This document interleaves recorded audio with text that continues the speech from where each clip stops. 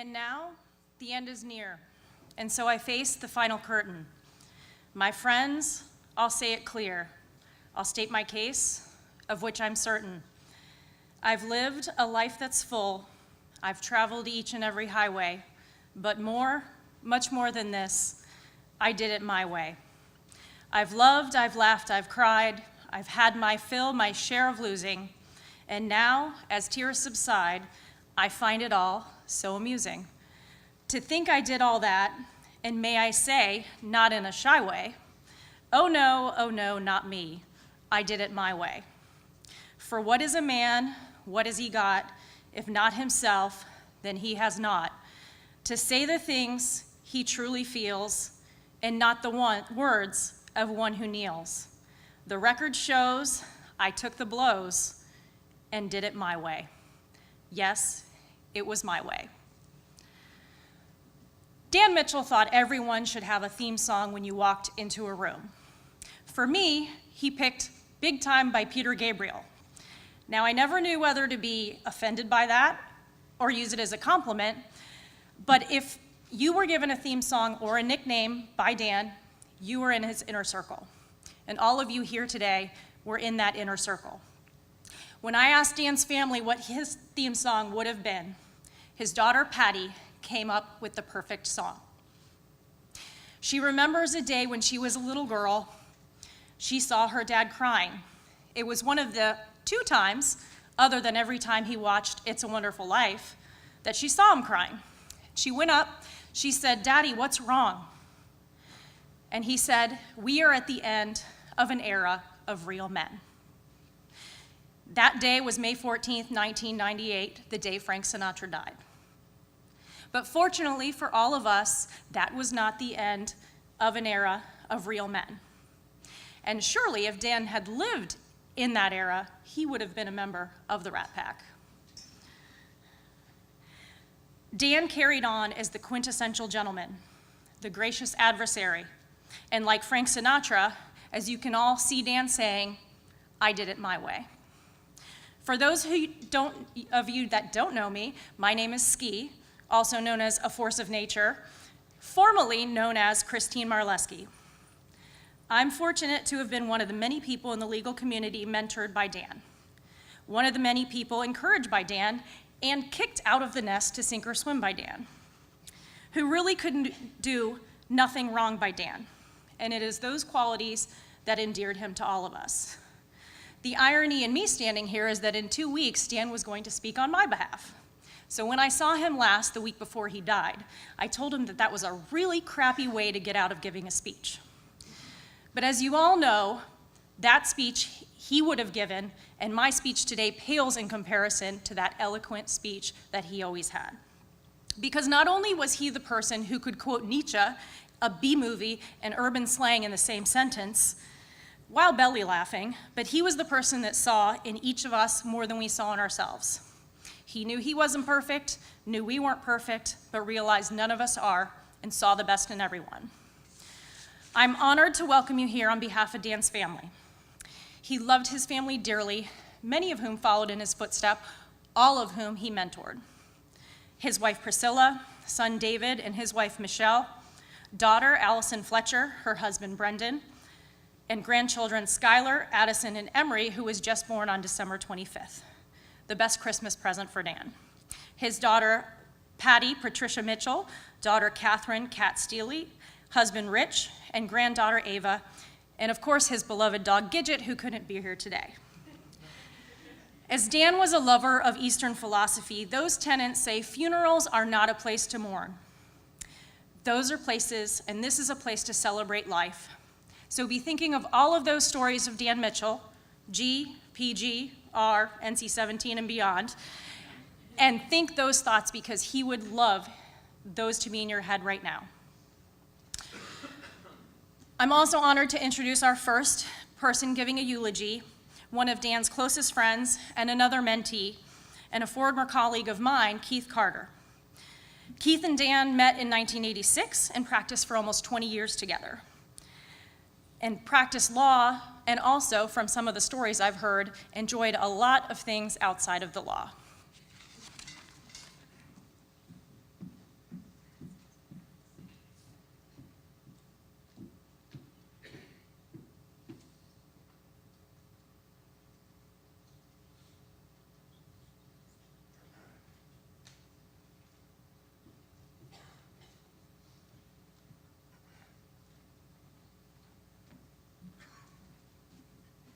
Good morning. One of the first memories of Dan was the first time I met Dan. The meeting, which Mike Rywant was there, some of his partners, was arranged by Denise Vaughn because Denise was clerking for Dan, and I had been complaining and whining about my job and how I wasn't making enough money. So I gave the same sob story to Dan that afternoon, and I told him, you know, my boss told me if I keep on working hard, I can make a certain amount of money in 6 years. And I just met Dan maybe an hour earlier, and he goes, well, you know, Carter, that sounds like a bunch of whatever to me. He goes, how about if we just pay you that right now? And I said, sure, I accept. And that's pretty much how our relationship began, except Rywant finished off and said, now I want to make sure you don't mind flying around in these little airplanes taking these depositions or these asbestos cases. And I said, glad to do it, Mike. And so that's when the relationship started.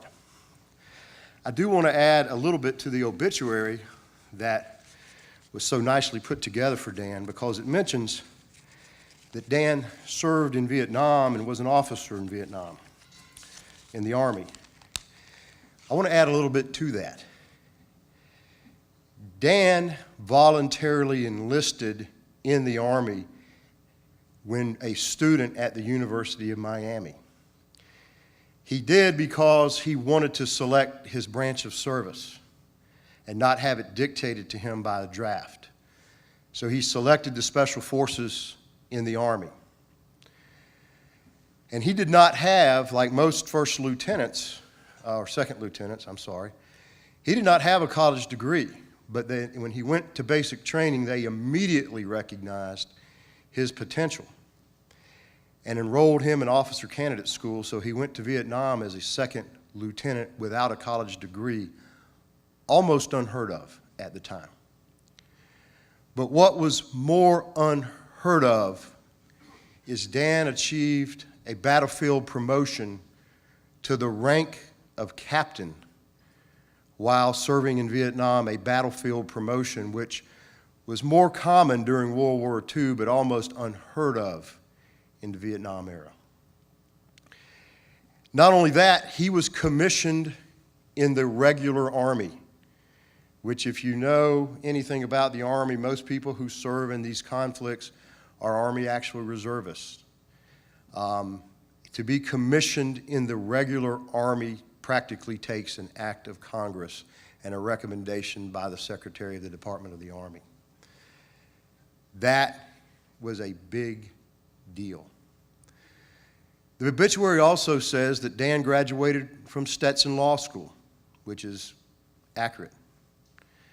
But what it does not mention, and what Dan would be embarrassed for me to mention, but I'm going to do it, is Dan graduated #1 in his class from Stetson.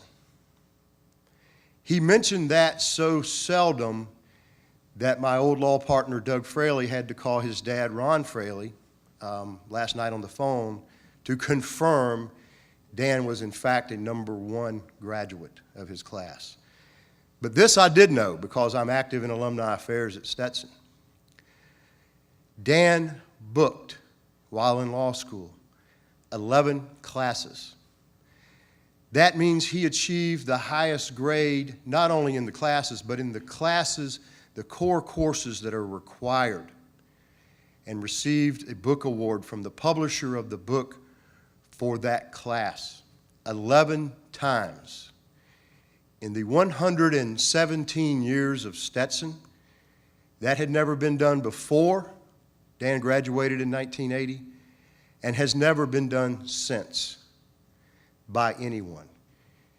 His academic achievements there were so renowned, he was asked to come back by the administration as an adjunct professor of law.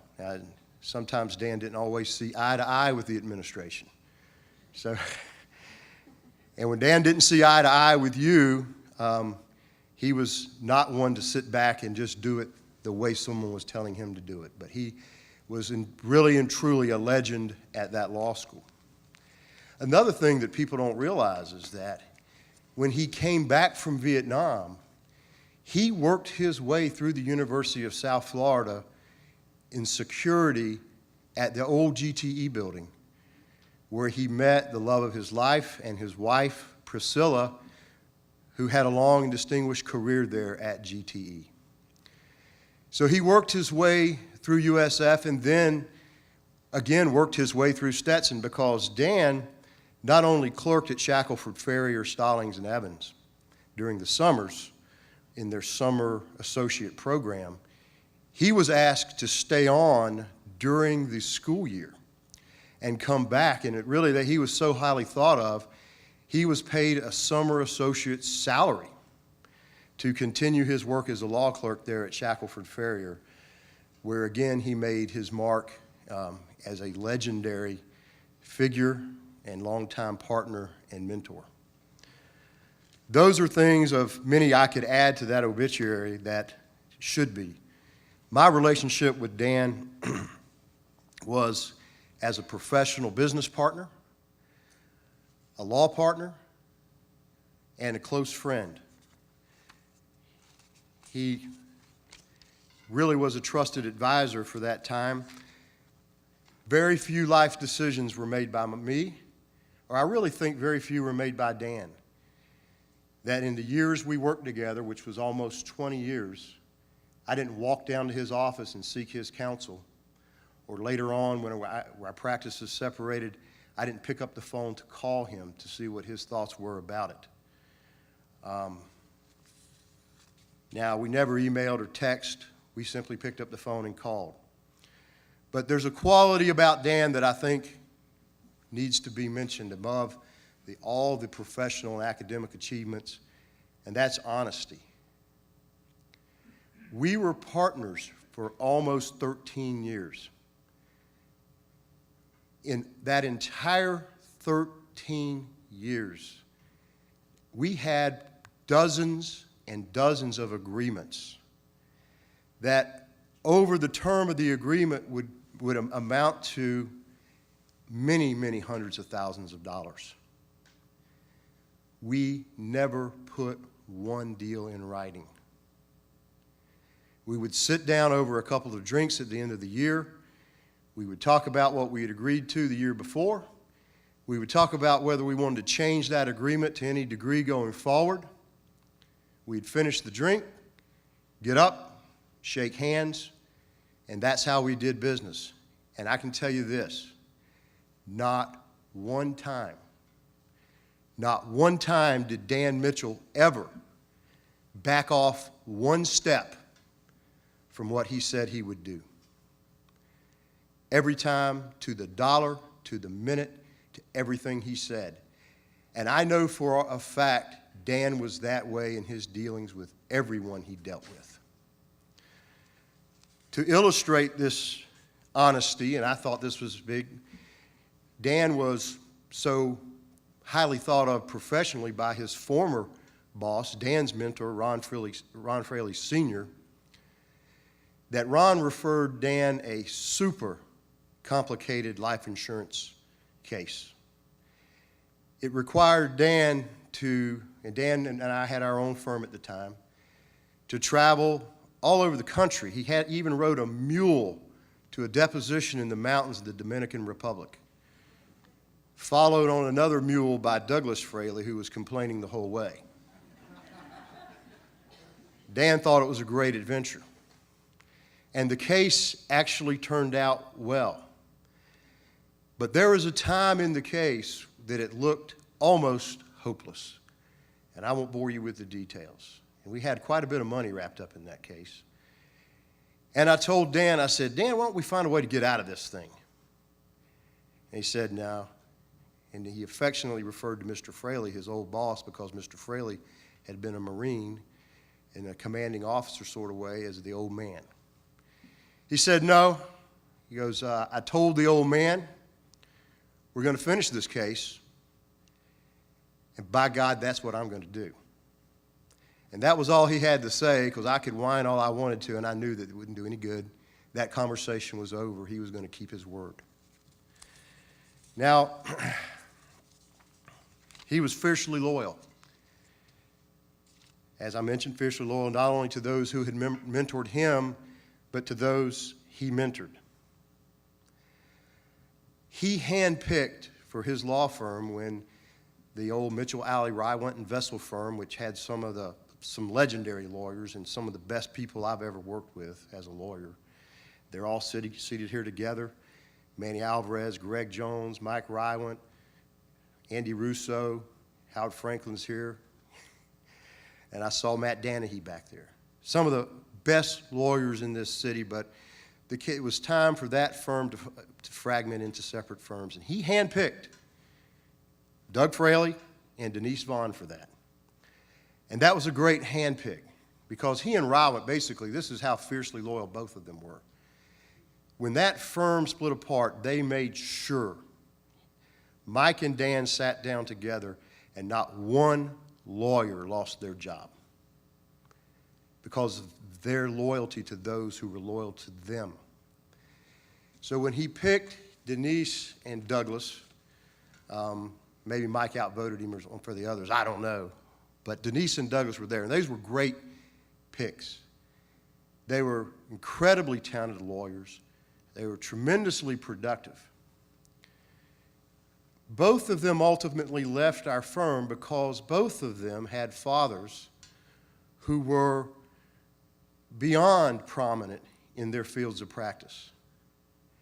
And of course, immediately when those announcements were made, I started counting beans.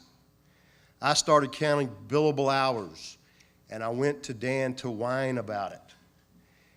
And he immediately shut that down also. He said, "You know what, Carter?" He said, "Don't worry about all that. They're going to work for two of the finest lawyers.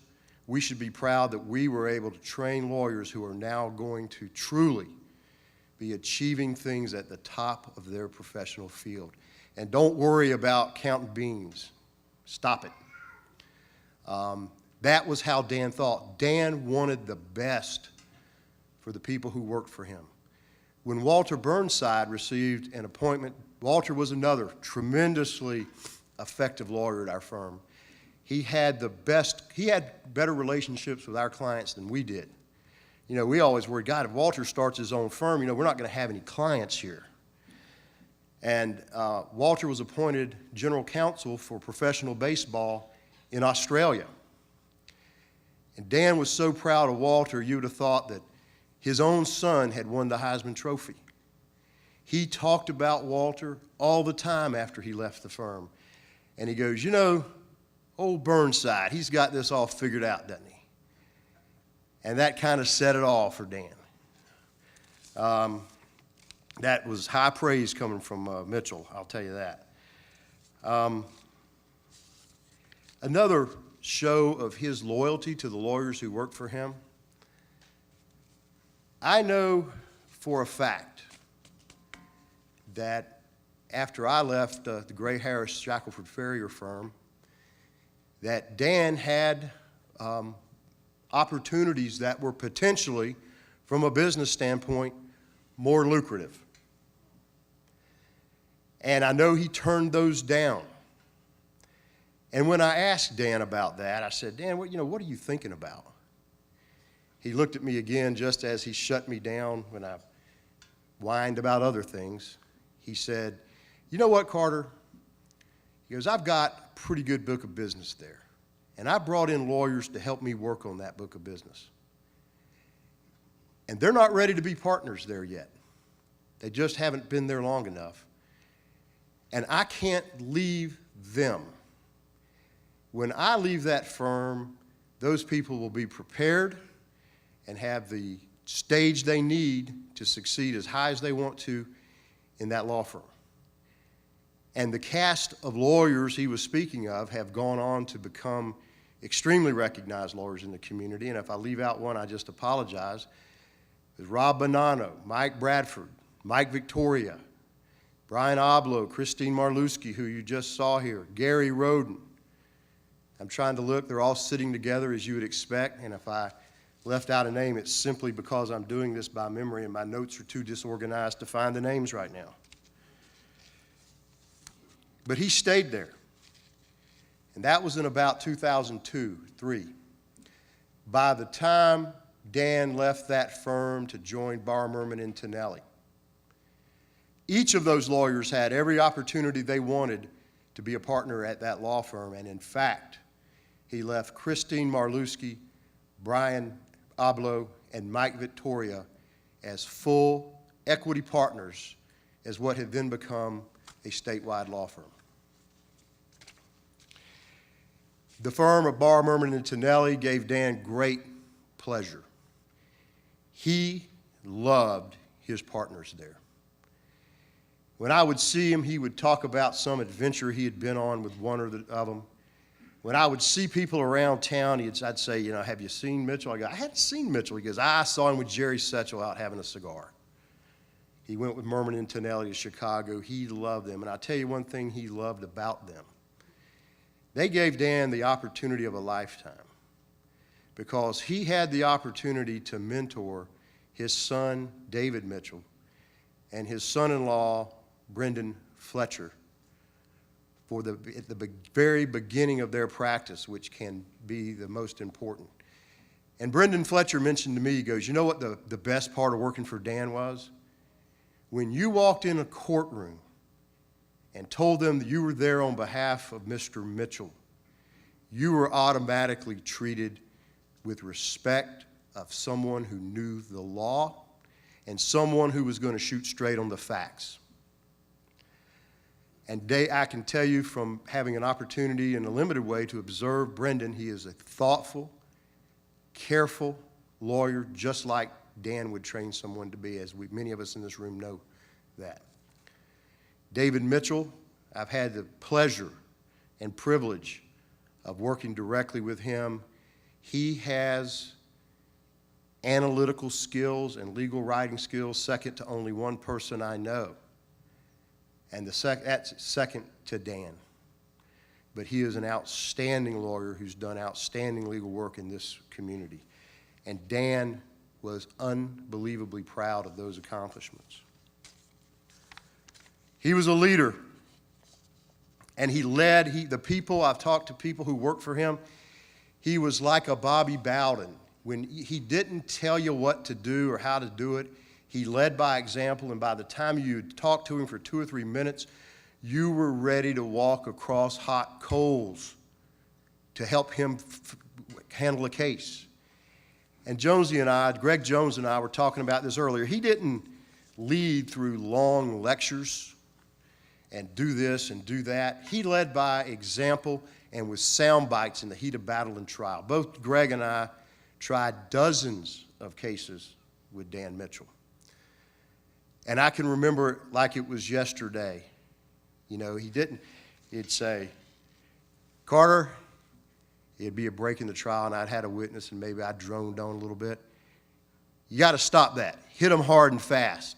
If you keep droning on, the jury's not going to hear you.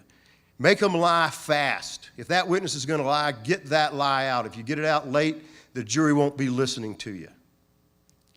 Those are just many of the Mitchellisms from trial you could go on about. Oh, and by the way, when you come to courtroom tomorrow, get a shoe shine somewhere. So I did that. I went home and I shined my shoes. And the next day he goes, what did you do to your shoes?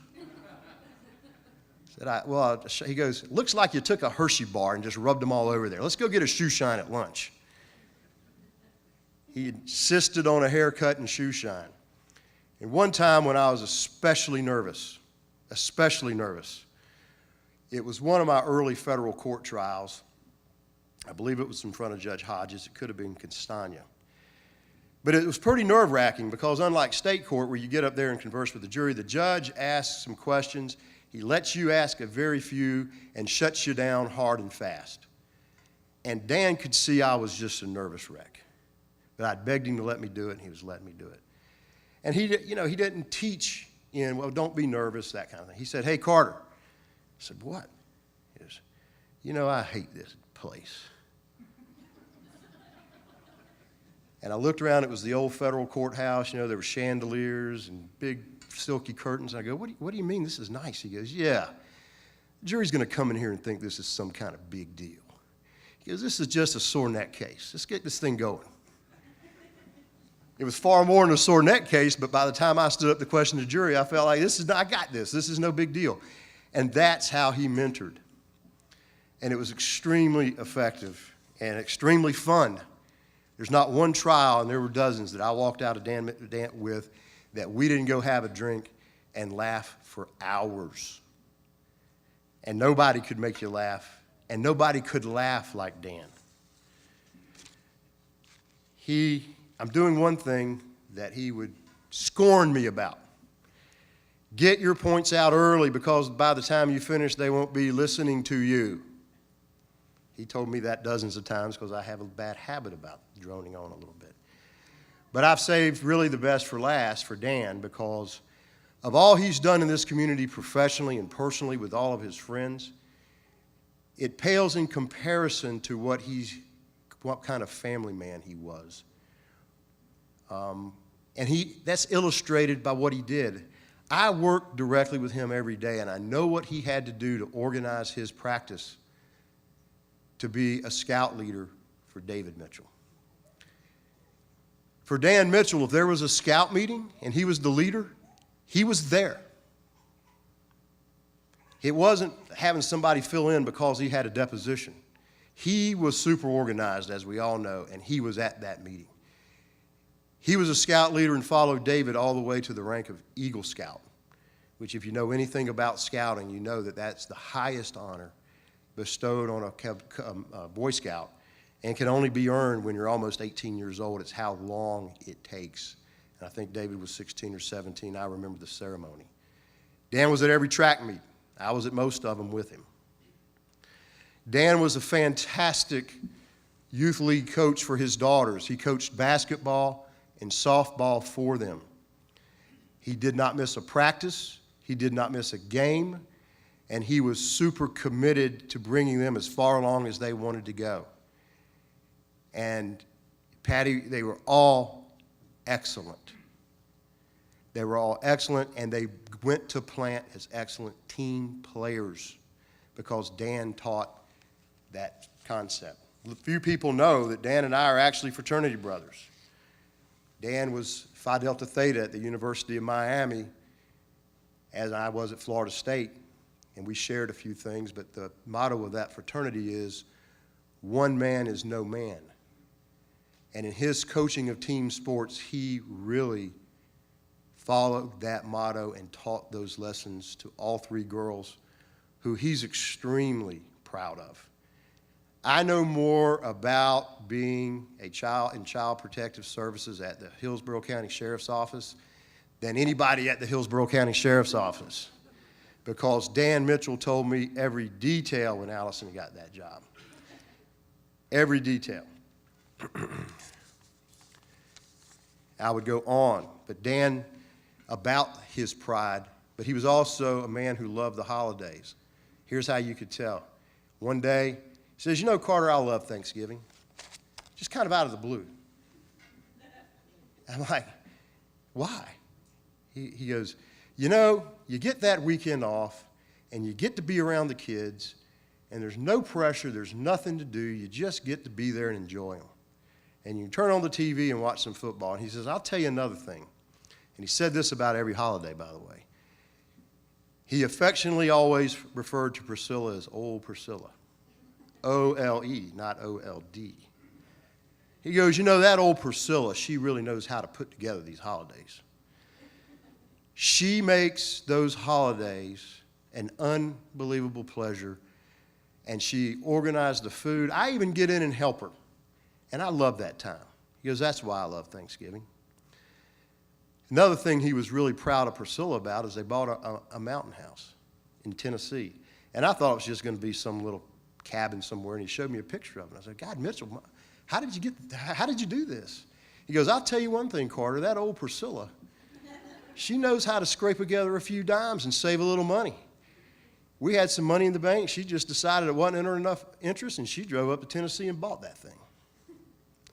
And he was incredibly proud of Priscilla and how she ran that household, how she raised those kids, and how she put together the family finances. Because she was really, I can remember many times talking to Dan and saying, "You know, We kind of reach a decision. He goes, you know, that sounds pretty good, Carter, but I'll tell you what, I think I'm going to go home and talk to old Priscilla before we finalize that. And usually, a lot of times, he'd come back with some points he and I hadn't thought about. Now, in conclusion, and I know I've gone a long time, and I apologize for that, but you wouldn't believe the hours I've spent boiling this down to the essence. Kind of the final memory of Dan was at Palmacia Country Club in a function that Doug Fraley had put together for all the people who'd worked for Dan. And Greg Jones and I shared many memories with Dan, both professionally and personally. And Mitchell never was one to say, you know, I'm not feeling good, I'm going to get out of here. But he obviously wasn't feeling good. This is after he'd been diagnosed. So me and Greg and Manny were talking, and Mitchell comes up and says, hey guys, I'm getting out of here. That's his way of saying goodbye. And that was his goodbye to all three of us, I believe. I'm getting out of here. But his real goodbye to us was when Jones said, come on, Mitch, I thought we were going to go to the Chatterbox after this. And Mitchell looked at him with a smile and a gleam in his eye that brought back so many memories of all the friendships he and I had together and all the things we had done together, of fishing, playing cards, trips, Chatterbox after work. I almost went home, got in my car and cried all the way back to Ballast Point after that. But I'll tell you this, if you measure a man's life by the people he left behind professionally, Dan Mitchell's life is a tremendous success. If you measure Dan Mitchell's life behind the family, the children and grandchildren, and the legacy in the minds and hearts of his wife that he left behind, Dan Mitchell's life was an amazing accomplishment. And I can tell you this, I hitched my personal and professional wagon to Dan Mitchell for many years, as you all know. And I look back over the last 10 days since I got the email about his death, and I wouldn't change one single thing. Thank you.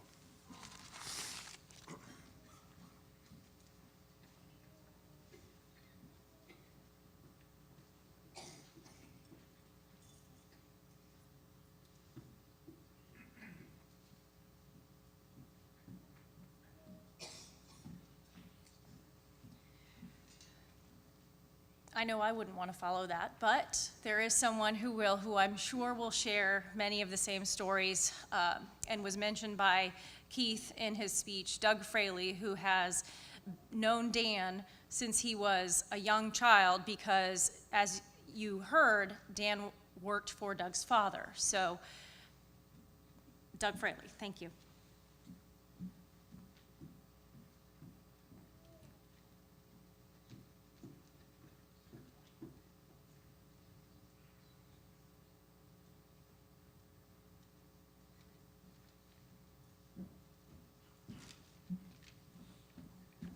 How y'all doing?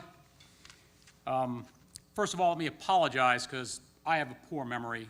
Many of these things I don't remember well. If I get something wrong, too bad. You know, I think Dan liked me because I tend to be a little irreverent. I'm a little obnoxious, et cetera, and I think he liked that when we hang out. Now, yes, Dan's brilliant. Yes, he worked hard. Yes, he had many of those fine qualities, but there was something more special about Dan, something more unique, which is that Dan Mitchell never, ever was boring. You hang out with a lot of people, friends, you talk, a lot of times you're just sitting there looking at this person and go, why am I standing here? But Dan never is boring, ever. He just did not have it in him. He had a flair for the dramatic. Engaging. He had an intensity. He could talk about topics, any topic you wanted to talk about. Him and my dad, they'd start talking about everything. I got no idea what they're talking about. I really want to create some kind of museum for like the gestures and mannerisms of Dan Mitchell. I don't remember them all. I got some help for some people, but truly, and I'm not talking when I say this, there was really nobody else I would rather hang around with and do stuff with, because he was always fun. Now, I first vaguely recall meeting a guy my dad would bring home that was working with him, and all these pictures I see, and it reminds me of that mustache. And I thought it was really, really cool that my dad hung out with G. Gordon Liddy. Now, first story I'm going to tell you is really my dad's story and Dan's story. I was not there. Their stories are relatively the same, but they disagree at a very important point. I was just at my dad's last night talking to him about this.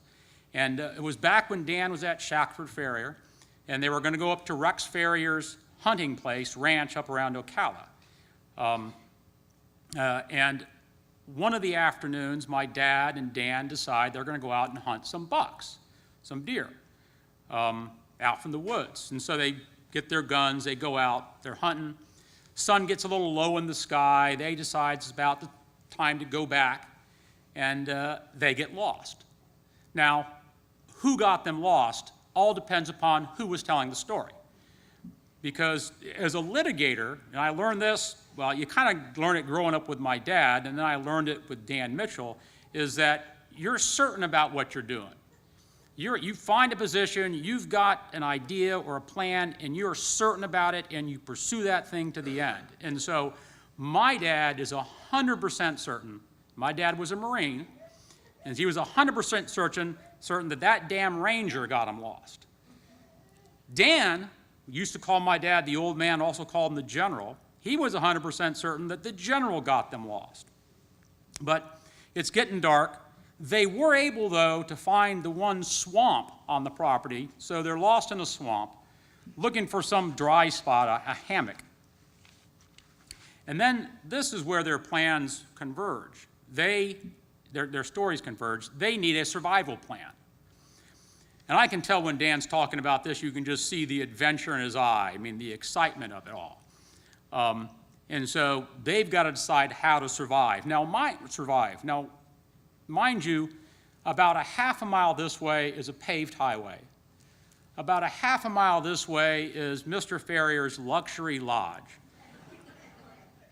Eventually, when the guys at the lodge figure out that these guys are lost, they send the foreman out in the truck, and he drives out like half a mile, honks the horn, shoots a gun. They shoot their gun, they walk out of the woods. They're back at the luxury condo. But instead, as they're wandering around lost, Dan is making a plan. And the first order of business is to stay warm. Now, when I've talked to both of them about this, I got the idea pretty much that it was like about 50 degrees, but that didn't stop them from worrying about freezing to death. And so Dan's plan to stay warm is they're going to do this. They're going to shoot a couple doe, they're going to skin them and wrap themselves up in the skin to stay warm. I guarantee you Dan was so excited about that prospect, and probably so unhappy that they eventually got saved. Now, the funny thing is when they would tell this story, when I first heard it a few times ago, you know, I think, you know, here they are, these guys, you're going off, wandering around the woods with a loaded weapon. Apparently, they hadn't gotten that new invention called the compass yet. And so I asked them both a question, and they both, when they've answered this question independently, look at me and like, they say or they think, you know, Douglas, that's just the stupidest question you can ask. The answer is, of course. And the question was, when you guys walked out to start hunting, did you have some drinks with you? So alcohol was a little bit part of the hunting mentality. Now, before we leave hunting and fishing and things like that, it reminds me one thing that Dan is punctual. He was beyond punctual. He was early for everything. One time, Carter and I are going to go fishing with Dan on Carter's boat out in Crystal River, and they're supposed to be at my house at 5 o'clock or something. And I wake up real early. I can't sleep. I think it's an hour earlier. It's like 4 o'clock. And I notice outside there's an unfamiliar car. And I kind of look a little closer, and it's that Jaguar, Dan Mitchell, an hour early. I used to play a game when we would do things like that. I would play the game of like, get there before Dan, and I would never get there before Dan. Now, Dan's Mitchell Alley, Rywant, and Vessel, then it's Mitchell and Carter. My first job is there. Denise is there. Danny, he's there. Other guys are there. But when you had to ask Dan a question about some strategy, something that's going on, his office was always open. Being a partner now and having my own associate, and I'm trying to get the billable hours in, and I'm trying to get things done, the associate comes and asks me a question. I'm like, what are you doing here? You know, go figure it out, go do something else. You never had that problem with Dan Mitchell. It was though Dan Mitchell was there just to be there for us. And so you'd go in to ask him a question. Of course, first you'd sit there and he'd have a pile of papers that he'd be signing. And it was that ridiculously long, completely illegible signature of his, but a work of art. You'd see it and he'd just do this and it would take forever. And then finally he'd be done and then he'd sit back and you're ready for him to tell you about this motion and things, but to begin the explanation, you had to listen to why and how the Visigoths invaded the Roman Empire. I'm not teasing, because once you learned why the Visigoths were successful, you then learned why General Lee lost the Battle of Gettysburg. And, I mean, it's incredible. Occasionally I'd go back and I'd go, oh, that was bullshit. I'd check him up on these things he'd say. And he was always right. I mean, he knew the formations. He knew the Army of the North, the Army of Virginia, this creek, this thing, that thing. He knew it all. Of course, then you'd leave after your history lesson, and you never quite learned what you were supposed to do about that motion. But if you listened to him, mostly it was, be brave, don't be scared, be direct, get something done. Denise Vaughn reminded me of something that Dan used to say. I'd forgotten it.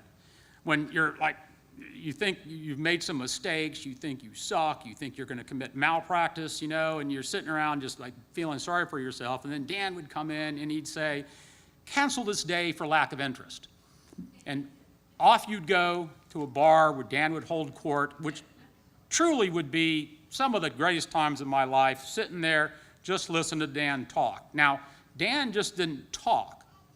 Dan, I think, knew the lyrics to every song in the world. I am not teasing you. From Bob Dylan to some kind of gangster rap, Dan would know the song. And then he'd tilt his head back a little bit, he'd put his hand up like this, and he'd do the song. He'd sing the song for you. The other thing he would do is he'd tease you. Never hurtful, never mean. He was always very nice about it, but then you hear the phrase, a twinkle in their eye, and usually that doesn't apply to anybody. But to Dan, it applied. You get that little pixie smile, you get a little twinkle in his eye, and merriment was afoot. And he would do that laugh. And now I'm not going to do this laugh very well, okay? But he'd sit back, and then he'd go, ha, ha, ha, ha, ha, ha, ha, And then, unfortunately for me, he had seen, I think, the original Dr. Zhivago movie. And somehow, I reminded him of some minor character on that thing. And every time I'd walk up to the group and I'd say something too aggressive, or I'd say, and he would do that little, ha, ha, ha, and he'd call me the name of whoever the hell that is in Dr. Zhivago. Man, you could just see that his world, in his own head, he was as happy as you could ever be with things like that. And Carter's a little bit stiff. And so Dan would my wife told me, she goes, don't go off script, don't go off script. But Carter and I just got back from a trip we were on for about 10 days in Argentina, which Dan would have loved that trip. I had a whole little, if Dan had been on that trip section, but I don't have time to do that. But Carter is looking at me the last day, talking about what we're going to do, and he looks at me, and Carter goes, Fraley, you have to get that haircut before you go to this thing. And I'm thinking about him, and I think if Dan had been there, Dan would have gone, Fraley, you have to get your haircut about that. Okay, so that's going a little bit off. But Dan, he always made you feel like he's part of the group. Now, one thing about the songs is that Dan used to, well, I'll call it sing, okay? Because I never told Dan maybe I have a bad opinion, but I never told Dan my opinion about his singing abilities. Everybody that knew him probably has heard him sing. I think it shows he's truly fearless, because at my wedding, he got up and with my dad sang Johnny Be Good. But that leads into what I thought was an amazing part of his personality. Because even though he's the man's man, he's the tours in Vietnam, you know, my dad's phrase, he's as tough as nails. The thing was that he was also a very sensitive person. Once you got into his circle of friendship, you could hurt his feelings. And that is unique. It's not a weakness. It's really kind of a sign of strength, a sign he's your friend. Not just anybody could hurt his feelings. Some other litigator, the enemy, you know, would say something, some guy would be an ass, and Dan would just then put this big false smile on his face, and then just you could see the wheels turning as how he's going to kill the guy. But I recall on one occasion, he was talking about some other attorney that had done something to him, and he'd do that thing, Dan would, where he'd lean forward, and he'd put his finger out at you.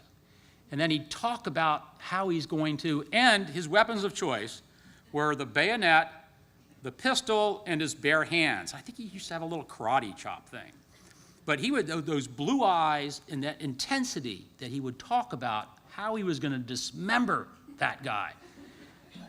And that intensity was not reserved for litigators and judges. I recall one time some girls' softball umpire was going to meet the same fate because she had done something, and it was like, Fraley, and I'm gonna, and then I'm gonna, and then I'm gonna. And then he had a thing, and I'm sorry I won't do this correctly. After he finished explaining how he's gonna vitiate some person, then he had this little thing he'd do where he'd kind of, like a little nod of his head and an open of his eye. And it's like he was saying, if you disagree with me, you're gonna suffer the same fate. I used to love that when he did that little thing, and it's, but back to his sensitive side. One time he was talking about some guy, and it was kind of a big guy he was talking about, choking him and karate chopping him, and sometimes in confidence is another thing. Confident, but not arrogant. Dan was never arrogant. He was confident. Sometimes when he was talking about like choking this big 6'4", 230 guy, I would kind of start to feel like Dan was maybe 6'4", 230. Because it's just the way he talked about it. But so in any event, Dan's telling this story about how he's going to do this guy, and I go, Dan, you know, that guy's pretty big, you know? Do you think you could take him? Okay, that was a slap in the face. Dan would stop. He'd put his head back, and his eyes would get big. He'd open his mouth a little bit and go, like, oh my God, how could you say that? And then slowly he'd kind of sit back in his chair, and he kind of stopped talking a little bit, and quite frankly, he would pout a little bit because you'd said something like that. But then, in whatever group you're in, if you're at the Green Swamp fishing, if you're at the old Cactus Club or everywhere, somebody else would mention the next windmill for him to battle, and there he is again with that finger, telling you what he's going to do. Bayonet out, doing what he had to do. Short story, the Dominican Republic, the mules, the deposition, some guy, it was a boat hand, somebody else had like killed their spouse for all this insurance money. And I'd worked on the case, and then Dan calls me into his office one day about the file, and I think, okay, I'm gonna do something now. I'm getting called up to the big leagues, okay? And I take my legal pad in there, and I'm already, okay, gosh, I'm gonna go to the Dominican Republic to take the deposition. And eventually it was Dan, Priscilla, myself, and Margie. But I sit down, and Dan takes off his glasses and looks at me like businesslike, and he goes, do you have a tuxedo? And I think, am I in the wrong conversation? Am I in the wrong office? And then he explains, in the Santo Domingo, the capital of Dominican Republic, there are casinos, big casinos, nice casinos. And so I borrowed my dad's tuxedo, and Dan and I, we go in there like James Bond in those casinos. It was cool. And Dan liked that stuff. He liked an adventure. Now, another thing that he used to do, and I'm not going to do this very well, But Dan at trial would beguile some judge. With male judges, it was intelligence and professionalism. Female judges, Dan would turn out a little more charm. He'd get them wrapped around his finger, and Carter helped me remember this the other day. Carter did it no better than I. But that Dan would, he'd be telling you about how this thing, and then he'd do this. He'd go, this. I told you I wouldn't do it well. He did. It was never, ever boring. Final story. Million years ago, myself, my dad, Carter, Mitchell, go fishing in Honduras. We go to the middle of nowhere, fly into the capital city of one of those countries down there. Then the next day, there's a Cessna plane we're supposed to get on. It's like almost broken down. I swear to you, there's not a single instrument in the instrument panel. They're all taken out, everything's gone. I'm like, are we sure we want to? Dan's like, let's go. Another adventure. We fly a couple hours over some mountain range.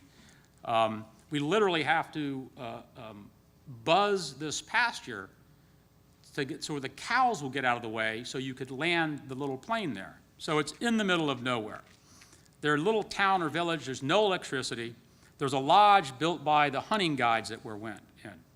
There's a little bar that we want to go to, and I think we go to the bar once. And it's like dirt floor, and there's no waitresses, and you just go give somebody $1 and you get a beer. The next night we wanted to go there, and the guides told us, no, you can't go there. There was a dispute over a mule. And apparently the way they resolved those mule disputes is with machetes. And so somebody had killed somebody else at that bar. And he tells us, well, yeah, it'll take about a week for the authorities to get there. So it's not a very cosmopolitan location. Across this big river where the lodge is, there's a settlement. It's a settlement of the descendants of slaves. They're Africans. And they're going to have that night a celebration of some kind. And so there's absolutely no way Dan is not going to go to this thing. But the guide tells us, well, I don't think we should go over there because they don't really like us, because the guides do the fishing, you catch fish and you release a lot of them, conservation type thing. But the guides tell us that the villagers, they don't understand that because they think that God gives you all the fish you need, and so they thought that the guides were poisoning the fish, putting them back in the water. Also, apparently, they used the boat of the guides. The game warden used their boat, because the game warden apparently didn't have a boat, and took down these nets that these villagers had against. So there was a little problem with that. So it's nighttime. We get in the boat, we cross the river, we get over the other side. It's dark, it's pitch black. They have torches for lights to get around. We walk, the four of us, we're clearly not like the people that are there. We're associated with these tour guides. There's thatched huts that they live in. There's a bonfire that these ladies in these white gowns are dancing around. There's food. It's like whole fish. They've been cooked in a big leaf. And it's just there's a bunch of people standing there looking at us. And I start to get a little worried about this. There's no cops anywhere around. We did not bring our machetes. And so I've got Carter and myself and my dad, we're all huddled kind of close, and I turn around to talk to Dan about whether we should really be there. Dan is gone. And I look around for Dan, I try to figure out what's going on. Oh my God, what happened? They take him, they machete him, da da da. And then I look over towards the bonfire, and there's Dan in the conga line dancing around with the villagers. That's a true story. Thank you.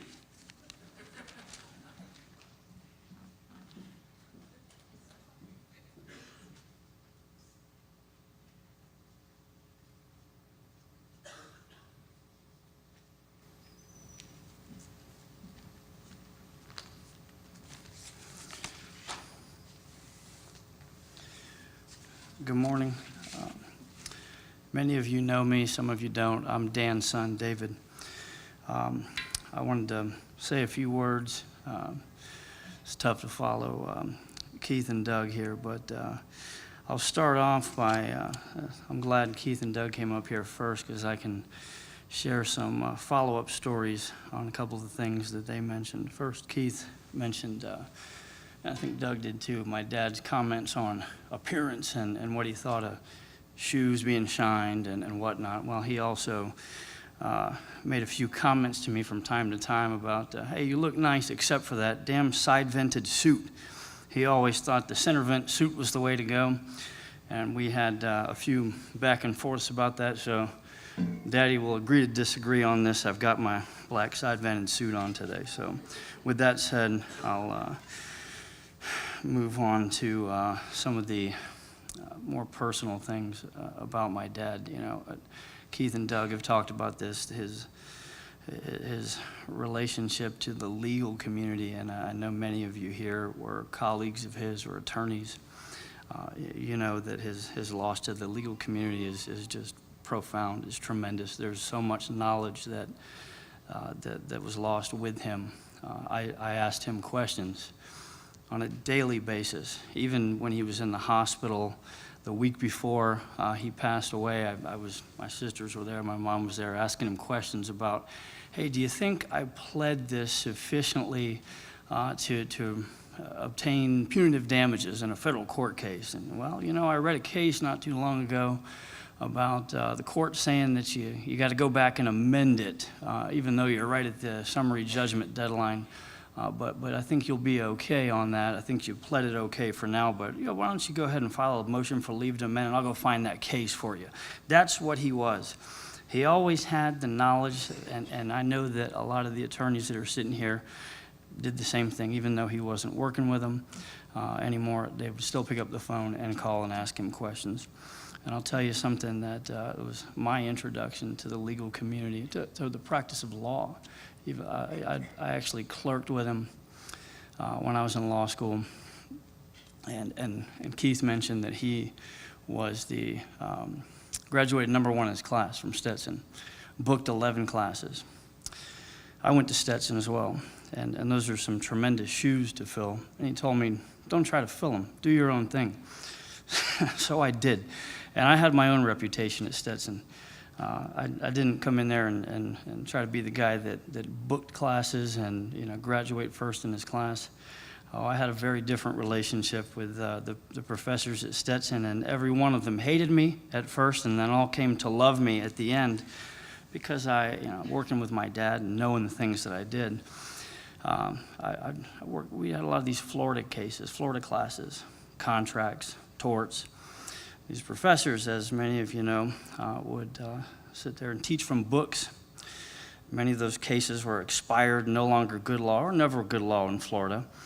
And I liked to get in there, and as soon as they'd start talking about cases and what the law is, I'd say, "Oh, professor, that's not good law in Florida now, is it? Isn't the case of whatever what might be?" And I sort of took after my dad a little bit and being able to pull a case out of nowhere. And boy, those professors hated it. They actually turned the internet off in class thinking that I was pulling things up on Westlaw. And I'd have the kids come up to me, my fellow students, after class, and they'd say, is this what she's teaching us? Is that good law in Florida? I mean, are they just basically teaching us a bunch of nonsense that we're going to have to relearn after law school? And I'd say, well, I can't say that, but I can tell you that I'm working on cases. I did it within the hearing range of professors.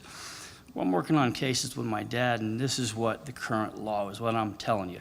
Man, those professors hated it. A couple of them came up to me and said, if you want to disagree with me after class, that's fine, but, you're undermining my ability to teach this. I said, teach the right stuff, And so anyways, they didn't like it, but I had a plan. And it worked every time, and I'll tell you, after a little while, the teachers, when students would start asking, professors ask these questions, they'd say, well, maybe Mr. Mitchell has something to add to this. And I'd say, well, actually, I thought you characterized that, summarized it very well. I actually took notes on that. And so I turned the class back over to the professor, and I was their favorite student at that point after that. I told my dad about that, and he loved it. He thought it was hilarious. Another one that he thought was funny, and you guys know my dad had just a hilarious sense of humor. and I sent this to him, and you know, Rob Bonanno and I think Brian Oblo might be here.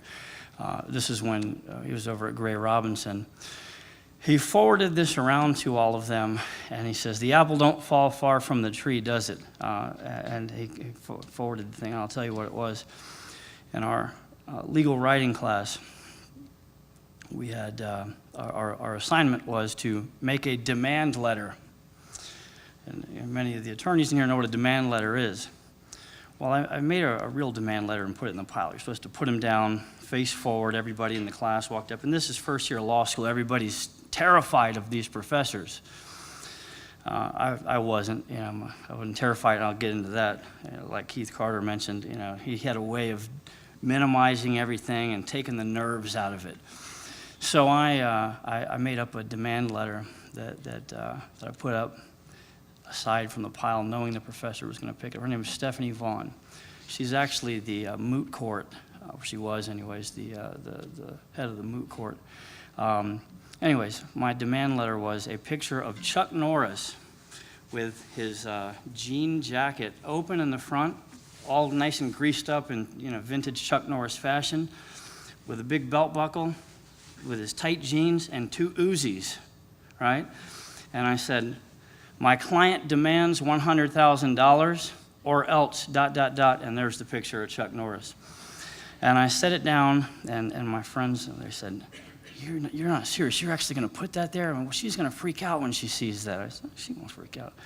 Oh, my gosh, and they're nervous for me, and they're nervous, and of course she walks over to the thing, and it's by itself. She picks it up, and she looks at it, and she just breaks out laughing. She says, "Who is this? Who's responsible for this?" And she looks around, and she says, "Oh, I've heard about you. This is one of Mr. Mitchell's antics." She says, "Hilarious, Mr. Mitchell. I hope you put a real demand letter in there." And my friends are like, "How in the hell? You know, you're so lucky she didn't get mad at you." I knew she wouldn't. I knew my dad made me feel comfortable in being who I was and being the lawyer that you want to be. And I forwarded that to him, and he sent that around. Some of you guys might remember that. It was he thought that was just so funny. Now, getting to the point of the way he was as a mentor, an attorney. I know Christine has a story similar to this. Mike Vittoria, I believe he does as well, but I'll tell you mine. The first week that I was admitted to the Florida bar, my first week as an attorney that could actually go to a hearing and speak in front of a judge, we had a summary judgment hearing, big deal, big case. Summary judgment that had been filed by the plaintiff, and you know, he was at the time working as a defense lawyer, and you know, I was going to help him with it. So I prepared the arguments for him, did the research, and he says, "All right, what time's this hearing?" It's in Orlando. And I said, "Well, I think it's at 3 o'clock." And it's about, I don't know, 10 a.m. at the time. And he says, "All right, sit down, let's talk about it. What do we need to argue?" And I gave him the whole debriefing. I told him, here's what we got to argue. This is the case law. This is what they're arguing. This is why their argument fails. And he listened to me, and he says, "That sounds good, you know?" And I said, I think it's a good argument. Judge is not going to grant their motion for summary judgment. And I said, "All right, what time do you want to get out of here? What time are we going to leave?" He's like, "We?" I said, "Yeah, we." He says, "I'm not going to it. You're going to do it." I'm not ready to argue this. He says, "You sound like you were ready. If I was the judge, I would have granted it." I'm freaking out here thinking, I've only been an attorney for a week, and this guy's going to send me over. And I thought about it, and I said, I should have seen this coming, because I heard the story of Christine, the same thing with you when he had you try a case for the first time, had you thinking he was going to go try it with you, and then just said, you said, "Oh, you get my keys." Okay, good luck with that. You know, that's how he was. Kick you out of the nest and have you go through, do things on your own. And I won. And that was the last time I was nervous about speaking at a hearing. And I'll tell you, that sort of goes to some of these. I don't know if you guys have read the little insert that's in this program. There's some of these Zen koans, they call them. And those koans, they're the point of them, they call them. The idea is to give someone satori, which is enlightenment, and really what it is, as the Professor Alan Watts described it, it's the idea is it's like a joke. You know, you get the point of the joke is that it's just, aha, I get it, you know, and if you have to explain it, then it loses its meaning. It has the feeling, he loved these things. He loved that, like Christine mentioned, his Eastern philosophy. Anybody that's ever been in his office could see he had some little pieces of art that were reminiscent of that. And, you know, one of those sayings was well, I'll get to a couple of those in a second.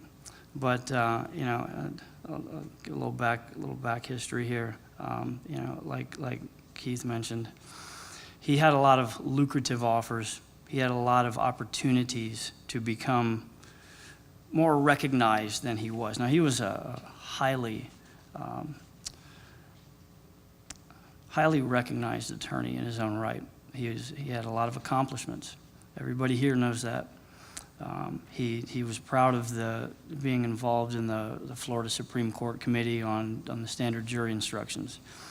He was proud of being mostly the accomplishments that were involved with peer nominations and peer recognitions. He was proud of the fact that his peers considered him to be among the elite attorneys in this state.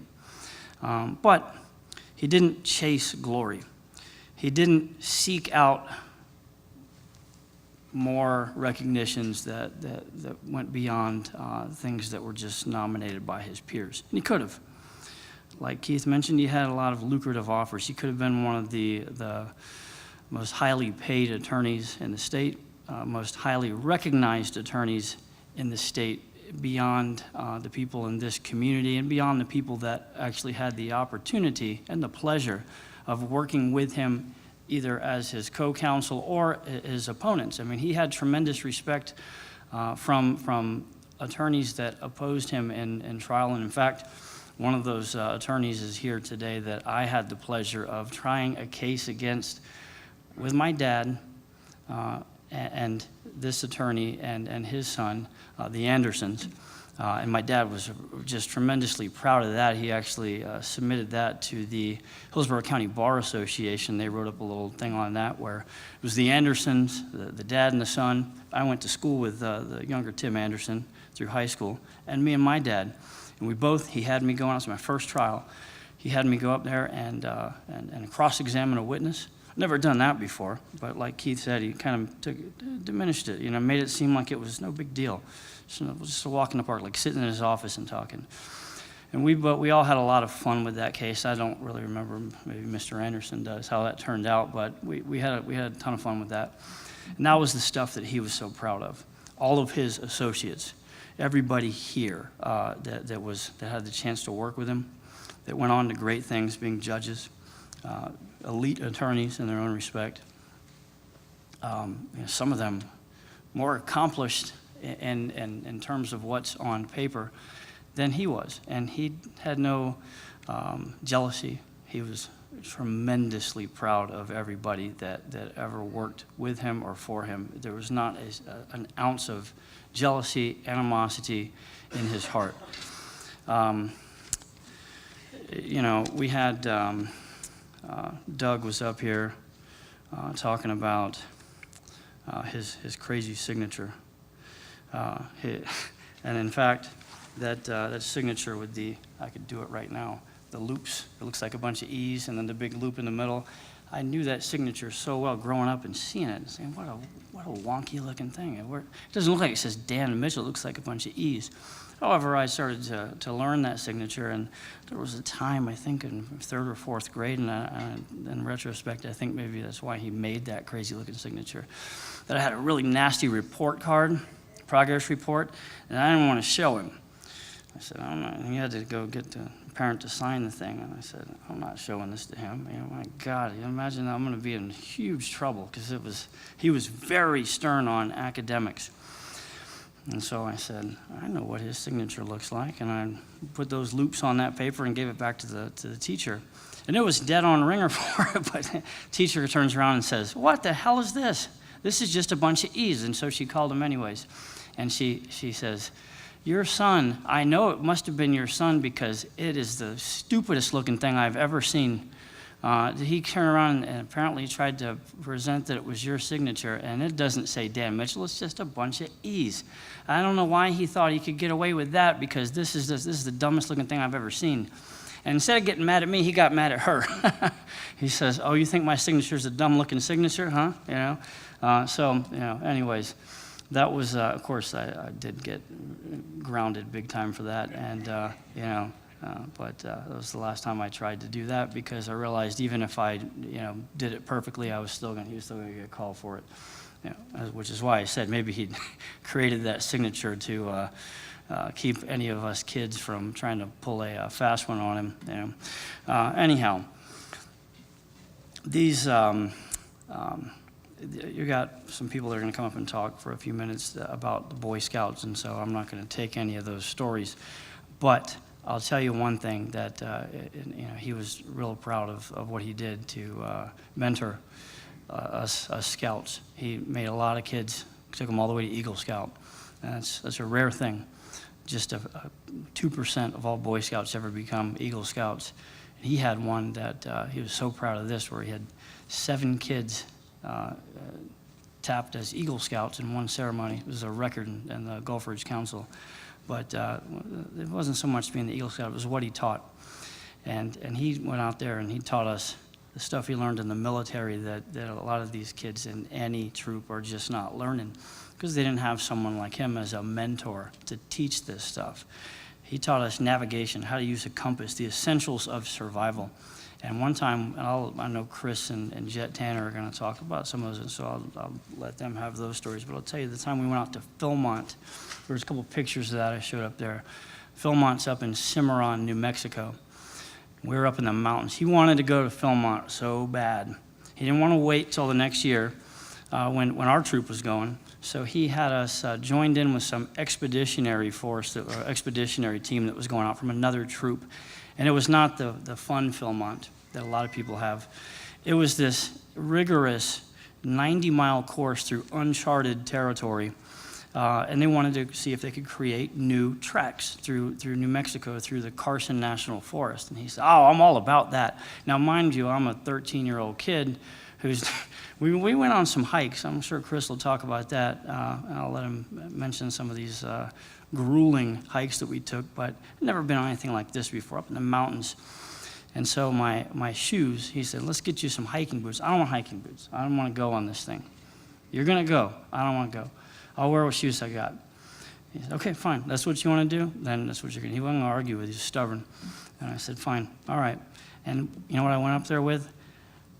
Converse All-Stars to walk 90 miles in the mountains.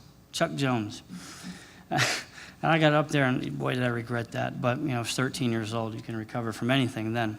But what he was real proud of, we went with this group that, boy, these guys, they didn't know much of anything. They just weren't, they were out there. They were in high school. And their troop leader was not like my dad. It was the first chance I'd seen to see what other Boy Scout troops had as their leaders. And I became far more appreciative of him as a scout leader. He was my dad, After I saw this, there was a time when we were walking through the woods, and these guys just would take off. They didn't really care if we were there or not. They were a tight little group, and I was young. I was much younger than them. But I was reading this map, and it's like you could see the light in his eyes, And I said, "We're hanging kind of behind." They just took off, and he's hanging back with me, and he was waiting to see if I picked up on this. He wasn't going to say anything. That was the kind of person he was. He'd let you kind of dig your own grave in that sense. And then he'd say, I said, "Daddy, I think they're going in the wrong direction." Sure enough, they were. They were going the completely wrong direction, heading towards a sheer rock face that was going to go 80 feet down, and there was no way to go down that. He says, "You're right. They are." And he says, "You better go tell them." And I told him, and he says, "Well, you know what you're talking about." And he walks up behind me, and he says, "He does know what he's talking about. You guys are heading towards a rock face. You better pay attention to this kid." And he was real proud. He told that story to a lot of people, just to demonstrate that what he had been passing on to us stuck. And he was teaching and knew. He was teaching us kids useful survival skills. we sat out there under the stars in New Mexico for many nights and had a lot of real nice conversations that I'll remember forever. But, you know, to the point of these little sayings that are on this flyer here. There was, you know, my dad had I got a lot of friends. Some of them are here today that I consider to be brothers. I got, you know, without calling them, I got Chris Tanner over here, Ben Henderson, Mike Masseri, Hugh Thomas, friend Teddy Dupay. You know, there's a number of them that I think are here today, and my dad considered all those guys surrogate sons. He had a lot of experiences with all of them that I'll tell you he cherished, and we talked about each of these guys quite often. One of the things you might have seen up here, flashing through here, was a picture of my dad and I with Billy Donovan. This is a hilarious story. Teddy, if he was here, could tell you better than I could, but I'll go through it. Now, as many of you might know, Teddy Dupay played for the University of Florida. He was just an outstanding high school basketball player, top basketball player in the country at the time when he came out. Committed to Billy Donovan real early on as a sophomore. Billy's first big recruit. Started the whole trend. That's what, you know, the Gators got on that Final Four kick, and, you know, it was an incredible run. But my dad and Teddy had a good relationship, and Teddy says, you know, my dad would watch these Gator games, and he'd say, man, you know what? That is so frustrating watching that Irving Walker drive into the hole. Irving Walker, if you watch Gator basketball, was 5'6" point guard. Drive into the hole and just get stuck.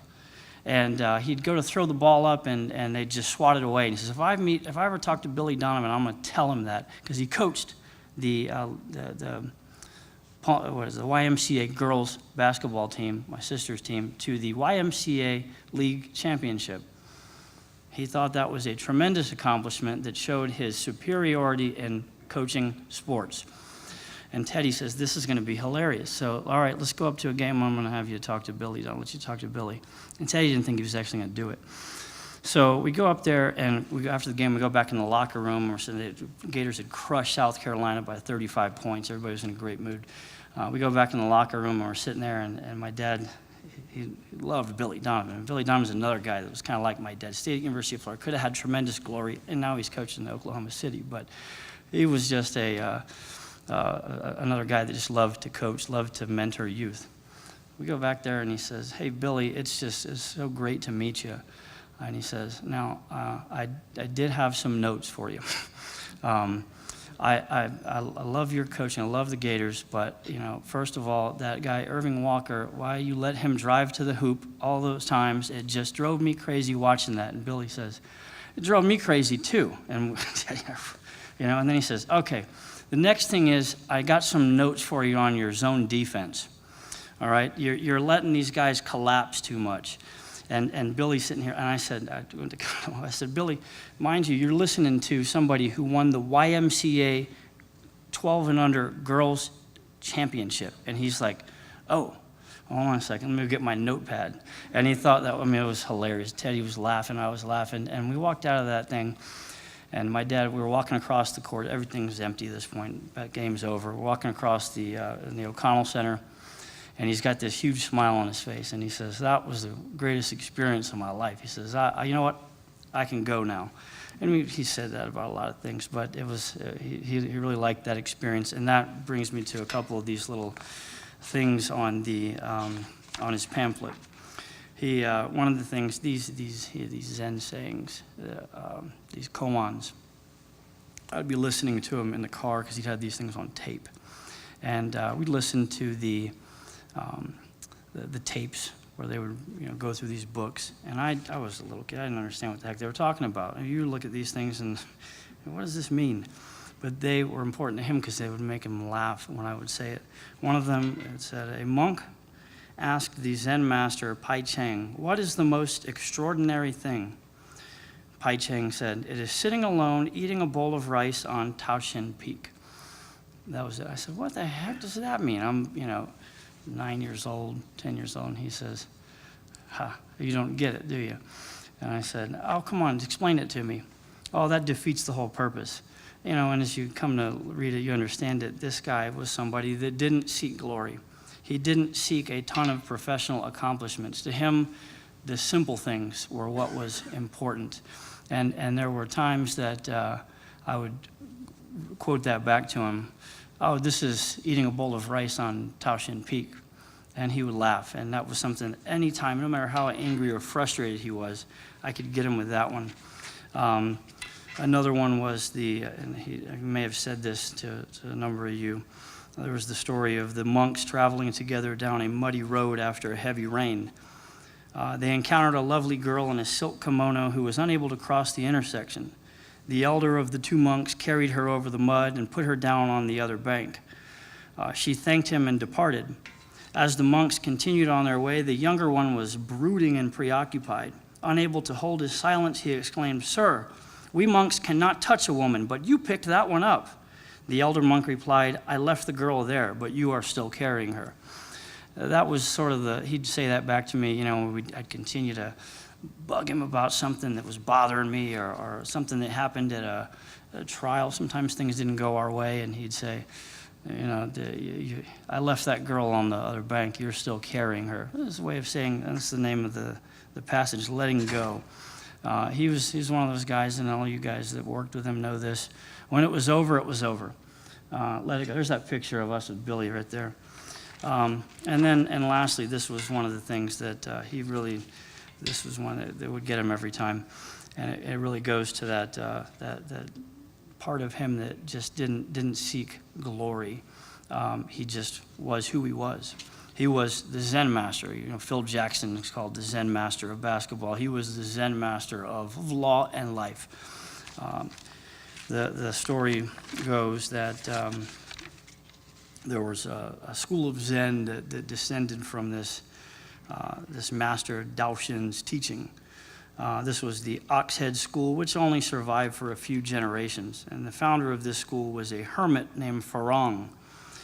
He lived in a simple temple, and he lived such a holy life that birds brought him offerings of wild flowers. Farong's fame was such that Daoshin's curiosity was aroused, and he determined to visit the recluse. Others, however, warned him that Farong was so committed to his practice of meditation that he would not even acknowledge the presence of people who sought him out.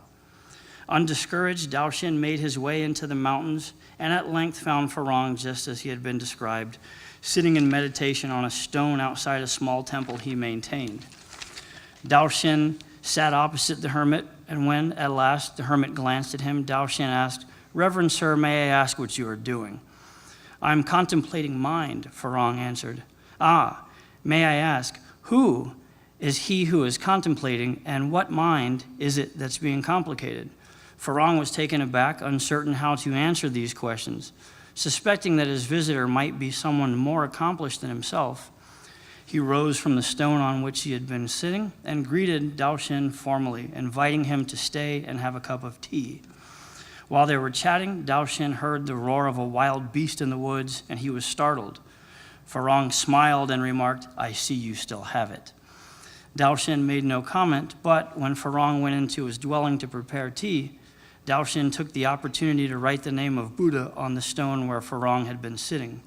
When he returned, Farong saw the sacred name on his stone and hesitated to desecrate it by sitting down. Daoshin responded, "I see you still have it." And on hearing these words, Farong came to a genuine enlightenment, and the birds no longer brought him wild flowers. That was one of these things, whenever my dad would deviate from, when we'd have a little argument, I'd say, "I see you still have it." And he would laugh. I mean, that was it. It would take him back. Because he was one of these guys that had his office open all the time. He'd never sat in meditation as a lawyer, if you will, to make an analogy, refusing to speak to anybody. He was the one that would challenge others. And he was the one that would bring enlightenment to those people by, pointing out when they would use some type of colloquy or an anecdote or whatever it was. He would turn it back on them. And he was just, he never sought wild birds to drop wild flowers at his feet or anything like that. He didn't chase glory. He just was who he was. And everybody that's here that has shared these stories about how tremendous he was, knows that very thing about him. They're here because, not because they heard about him, because they experienced him, and they learned from him, and they became a better lawyer, became a better person, became a better family member as a result of having experienced him, and that's certainly how I feel, and I always will. He's my dad. He's always going to be my dad, and I'm going to miss him forever. But but we were just all lucky for having known him. So I wanted to share those things with you, so you had a little bit of insight as to why that stuff is on here, and those of you that know him, he may have shared some of his own little koans with you. So thank you.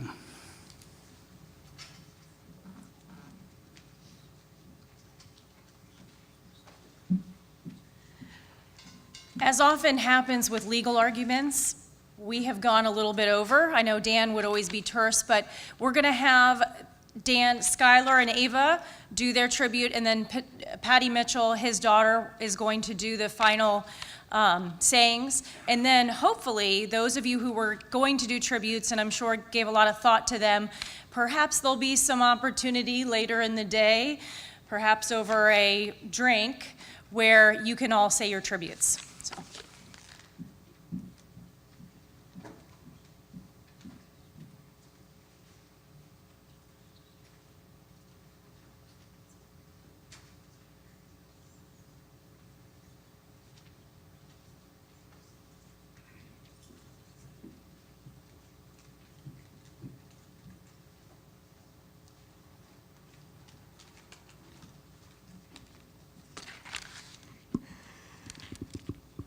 Hello, I am Ava Steely. I am Granddaddy's, or some of you know as Dan's, granddaughter. I am also his Tornado, which is the nickname he gave me. I know we all miss him. I know we are sad that he is gone, but he will never really be gone as long as we have room for him in our hearts.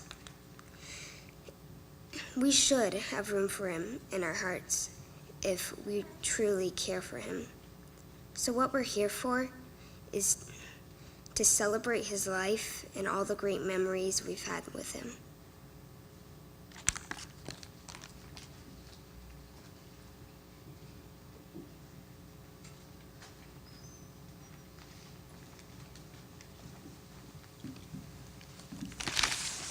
Hello, I am the Grand Rat, called by Granddaddy the Hut. These are the nicknames we gave each other. Granddaddy taught me how to pitch. At Cub Scouts, he taught me how to use a pocket knife and how to make a fire. I used to watch Naked and Afraid of him. I love Granddaddy the Hut.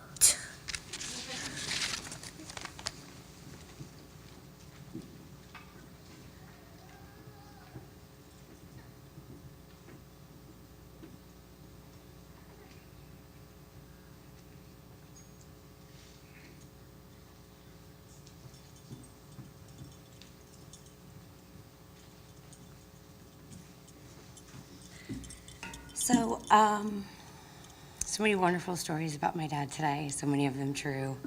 Doesn't even begin to touch on who he is. What I wanted to share with you and what I wanted to close with today was the propensity for words that my father had and his amazing ability to be able to express exactly what you needed to hear, exactly when you needed to hear it. And a lot of times with me and my father, that came through in poetry. It started at a very young age, and a lot of times I had no idea what he was talking about. It gave me enough to think about just to get me through whatever my issue was at the time. And that continued on through the years. And I remember times, I was disenchanted with life. He was quoting Tennyson, with nature read in tooth and claw, with raving shrieked against her creed. And if I was obstinate, he's quoting Churchill, to me, madam, at this point, we're just quibbling about the price.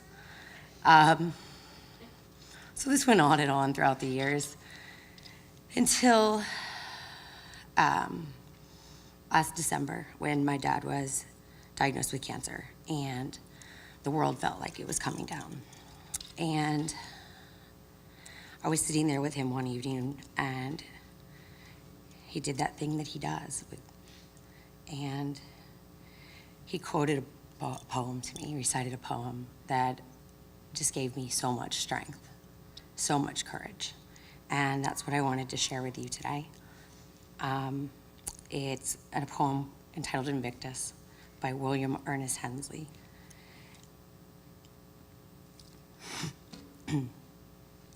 Out of the night that is my life, black as the pit from pole to pole, I thank whatever gods may be for my unconquerable soul.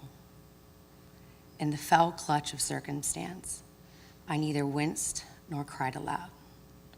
Under the bludgeonings of chance, my head was bloodied, but unbowed. And in this place of wrath and tears looms but the horror of the shade, and yet the menace of the years finds and shall find me unafraid. It matters not how straight the gate, or how charged with punishments the scroll. I am the captain of my fate. I am the master of my soul. Thank you.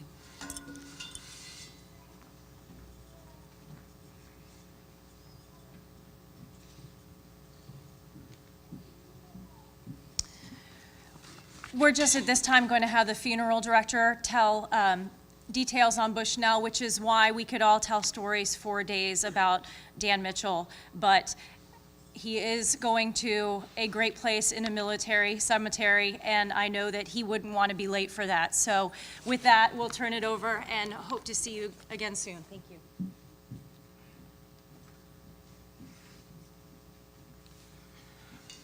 Okay, folks, this does conclude our services here at the church. We are going to be heading over to Florida National Cemetery. However, we're not going to be traveling in a formal procession, so please obey by all traffic laws. At this time, if I can have my associates please come forward and start moving some of the flowers out of the way. Please remain seated. If the pallbearers can also please come forward as well.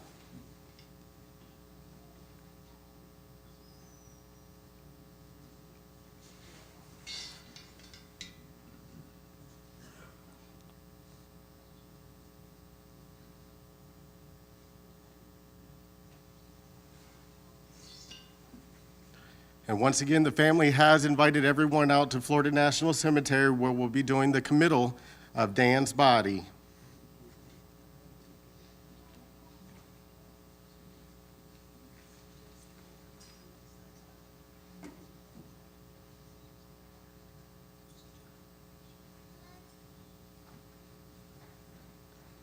And for some of you folks, I couldn't kind of say words of sympathy or words of comfort or anything like that. If you go to floridamortuary.com, you'll find his obituary there. There'll be a tribute page.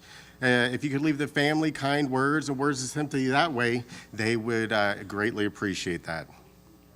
At this time, folks, gentlemen, what we're going to do is if I can have you line down this, this aisle right here, where you'll actually be walking in front of the casket. And once we get out into the lobby here, that's when we'll actually take him to the funeral coach. Thank you.